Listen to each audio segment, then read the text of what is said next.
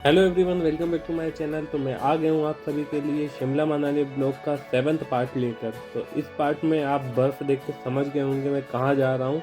अगर आप नहीं समझे तो चलिए मैं बता देता हूँ इस पार्ट में कि इस पार्ट में और आज का पूरा दिन हम कहाँ कहाँ जाएंगे, कौन कौन सी जगह यूटिलाइज़ करेंगे और क्या क्या चार्जेस लगेगा, कौन सी जगह का कितना चार्जेस लगेगा।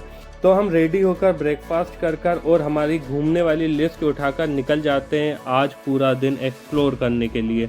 तो मैं बताता हूँ आज हम पूरा दिन कहाँ कहाँ जाएंगे और अगर आप लोग भी आ रहे हैं तो आप कहाँ कहाँ जाएं। तो हम निकल चुके हैं रोहतांग पास के लिए, हाईएस्ट पैराग्लाइडिंग पॉइंट के लिए जहाँ से पैराग्लाइडिंग करेंगे हम, अटल टनल के लिए और सोलांग वैली के लिए। उसके बाद फिर डायरेक्ट हम होटल आएंगे। तो ये सब करने से पहले इनके क्या क्या चार्जेस रहेंगे, कहाँ कैसे जाएं और किस जगह जाने से पहले क्या क्या चीज़ों का ध्यान रखें आप, वो मैं बताता हूँ। तो अटल टनल जाने से पहले आप लाइट ब्रेकफास्ट करिएगा, क्योंकि अटल टनल का रोड कैसा है वो मैं अभी आपको वीडियो में बता दूंगा। आप रोड देखकर ही समझ जाएंगे मैं ऐसा क्यों बोल रहा था, क्योंकि रोहतांग जाने का जो रोड है वो आड़ा टेढ़ा है, कर्व वाला रोड है, नागिन जैसा रोड है कुल मिलाकर। तो अगर आप हेवी खा के जाएंगे तो आपको वॉमिट हो सकती है और आपका मूड ख़राब हो सकता है। इसलिए लाइट ब्रेकफास्ट करिएगा, क्योंकि जब घूम के आप नीचे उतरेंगे तो वहाँ रेस्टोरेंट मिल ही जाएगा आपको जहाँ आप खाना खा लीजिएगा, और ऊपर मैगी वगैरह मिलती है तो उस चीज़ की कोई दिक्कत नहीं है। और जो रोहतांग अटल टनल है वो 10,000 फीट के ऊपर है, मतलब इतना आपको ऊपर जाना पड़ेगा। इस वजह से थोड़ा लाइट खा के जाइएगा। अब बात कर लेते हैं चार्जेस की। अगर आप रोहतांग पास के लिए पास ले रहे हैं और खुद की पर्सनल व्हीकल से जा रहे हैं तो आपको 500 रुपीज़ लगेगा पास का। जो पास आप ऑनलाइन बनवा सकते हैं, ऑनलाइन ईजिली बन जाएगा। और उसको 1 दिन या 2 दिन पहले, अगर आप सीजनल टाइम पे जा रहे हैं तो 2 दिन पहले बनवाना पड़ता है, और आप नॉर्मल दिन जा रहे हैं तो 1 दिन पहले बनवाना पड़ता है, जिसकी कॉस्ट मैंने बताई दी है 500 रुपीज़ है। और अगर आप रेंटेड करके जा रहे हैं कार वगैरह तो वो आपको नॉन सीजन पड़ेगा 2,000 से लेके 2,500 तक, और 3,000 भी पड़ सकता है, डिपेंड करता है कितने भाव में हो जाए। उसमें आपका जो पास रहेगा वो भी इंक्लूड रहेगा। और आप अगर सीजनल टाइम पे जा रहे हैं तो वो आपका 2,500 से 4 साढ़े 4,000 तक पड़ेगा।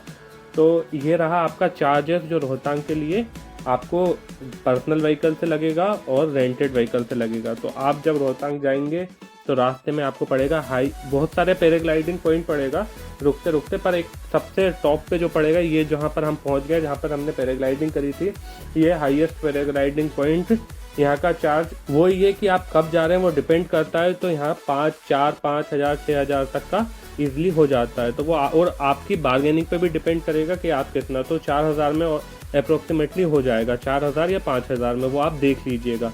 और यहाँ से जब आप पैराग्लाइडिंग करेंगे तो आपको बहुत मज़ा आने वाला है, क्योंकि ये हाईएस्ट पॉइंट तो होता है, नीचे जाने में ही बहुत टाइम लगता है। और अगर आप फर्स्ट टाइम कर रहे हैं तो थोड़ा सा डर भी लगेगा, क्योंकि यहाँ पर मैंने फर्स्ट टाइम करी थी। और मेरा सजेशन ये है कि आप लोग भी पैराग्लाइडिंग ज़रूर से करिएगा, क्योंकि ये बहुत बेस्ट एक्सपीरियंस रहने वाला है लाइफ का। अगर आपको हाईएस्ट से नहीं करना है तो 3 पड़ते हैं यहाँ पे, एक स्मॉल वाला रहता है, एक मिड वाला रहता है, और ये हाईएस्ट पॉइंट रहता है। तो आपको अगर रेट का, प्राइस का कोई इशू हो रहा है तो आप तीनों में से कुछ भी ट्राई कर सकते हैं, पर एक्सपीरियंस जरूर से करिएगा, क्योंकि ये लाइफ का बेस्ट मोमेंट रहता है। और अगर जिस दिन मौसम अच्छा हो उस दिन अगर आपकी किस्मत पे ये मिल गया तो क्या ही कहना है। तो मैंने तो बहुत इन्जॉय करा। उसके बाद हम निकल जाते हैं ऊपर रोहतांग पास के लिए, और रास्ते में जो जो पॉइंट पड़ते हैं मैंने सारे कवर करे, मैं इस वीडियो में पूरा दिखाऊंगा। तो एंड तक इस वीडियो में बने रहिएगा और स्किप मत करिएगा, वरना आपको पूरी डिटेल निकल जाएगी, जो कि मैं आपको बता रहा हूँ बार बार।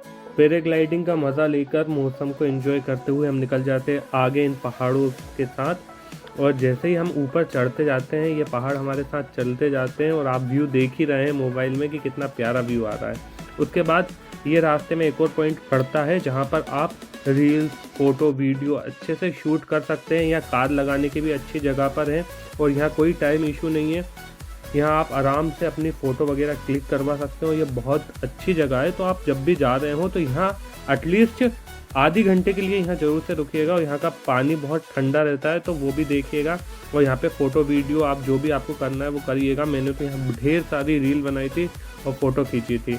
ये सब करने के बाद फिर हम निकल जाते हैं और ऊपर रोहतांग पास के लिए। इसके बाद कुछ नहीं है, इसके बाद डायरेक्ट हम पहुँचेंगे रोहतांग पास। और हाँ, जब आप बर्फ़ में हो या ऐसे पानी वाली जगह पे हो तो ये जगह बहुत स्लीपी होती है माउंटेन्स पर, तो वहाँ ध्यान रखिएगा क्योंकि मैं एक बार स्लिप हो चुका था और जो ये मैं बर्फ़ तोड़ रहा हूँ ऐसे मतलब निकाल रहा हूँ दीवार से जो जमी हुई है, ये निकालते हुए मेरा हाथ भी कट गया था। तो आप ये सब चीज़ करें तो थोड़ा ध्यान से करिएगा क्योंकि बर्फ़ में धार होती है उससे हाथ कट सकते हैं। तो और हाँ, साथ में अपना बैंडेज वगैरह तो रखिएगा जब आप ऊपर जाएँ या कहीं भी आप ट्रैक पे जाएँ तो ये तो नेसेसरी चीज़ है। पर ख़ासकर जब माउंटेन्स पे जाए तो बैंडेज और मेडिकल किट का थोड़ा बहुत सामान आप अपने साथ में रख के ले जाइएगा। फाइनली अब हम पहुंच गए हैं हमारी मंजिल पर, एकदम टॉप पर, जहां पर हम बहुत सारा एंजॉय करने वाले हैं, थ्रिल करने वाले हैं। यहां पर आपको बहुत सारी एक्टिविटी करने को मिलेगी जब आप ऊपर पहुंच जाएंगे एकदम।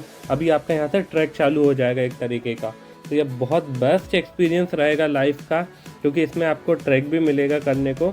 बर्फ़ में जाने से पहले तैयारी कर ली जाए तो मैं तैयार हो जाता हूँ। ये कपड़े आपको जो मैं पहन रहा हूँ, जूते मोजे कपड़े, ये सब आपको नीचे ही मिल जाएंगे जहाँ होटल से जब आप ऊपर जाओगे रोहतांग के लिए। तो होटल से आप निकलोगे तो आपको 1-2 किलोमीटर के बाद ही इनके है ना स्टॉल मिल जाएंगे लगे हुए, इनके सेंटर मिल जाएंगे, तो वहाँ से आप इजीली ले सकते हो। ये पूरे कपड़े, जूते मोजे, ग्लव्स, ये सब जो देते हैं वो 400-500 में सब कुछ आ जाएगा और सस्ते में भी आ जाएगा। मैंने अप्रोक्सीमेटली पूरा प्राइस बता दिया आपको। तो वहाँ जाने से पहले ये ज़रूरी है क्योंकि वहाँ ठंड बहुत पड़ती है और आपको अच्छे से एंजॉय करना है तो ये ड्रेस लेना ज़रूरी है, वरना आप जल्दी ही नीचे आ जाओगे। तो मेरी ड्रेस थोड़ी अटक रही थी तो ये भैया मदद कर रहे हैं मुझे पहनाने के लिए। फिर ये रेडी होकर पहनने के बाद हम निकल जाएंगे अब बर्फ़ में। और अगर आपको ट्रैक टाइप का करना है तो फिर आप पैदल ही जाइएगा। यहाँ पे जो हॉर्स चलते हैं और इनकी जो मोटर बाइक रहती है उससे तो वो 2 मिनट में पहुँचा देगी, आपको कुछ फील ही नहीं आएगा। और अगर आपको ट्रैक नहीं करना है, आपको डायरेक्ट ऊपर ही जाना है, तो आप ये सब ले सकते हैं। और इन सब के चार्जेस मैं आपको नेक्स्ट पार्ट में बताऊंगा। और नेक्स्ट पार्ट में ये भी बताऊंगा कि मैंने रोहतांग में क्या क्या करा और कहाँ खाने के स्टॉल मिलेंगे, आप क्या क्या खा सकते हैं। रोहतांग के बाद मैं कहाँ कहाँ गया वो तो आपको पता है, पर वहाँ पे क्या क्या करना है मैं नेक्स्ट पार्ट में सब बता दूंगा। माफ़ी चाहता हूँ, इस पार्ट को मुझे यहीं एंड करना पड़ेगा टाइम की वजह से, नहीं तो ये पार्ट बहुत लंबा बन जाता, आप बोर हो जाते। नेक्स्ट पार्ट को देखना नहीं भूलिएगा क्योंकि वो बहुत इंटरेस्टिंग पार्ट होने वाला है। मेरे चैनल को सब्सक्राइब करिए, वीडियो को लाइक शेयर करिए। Thank you.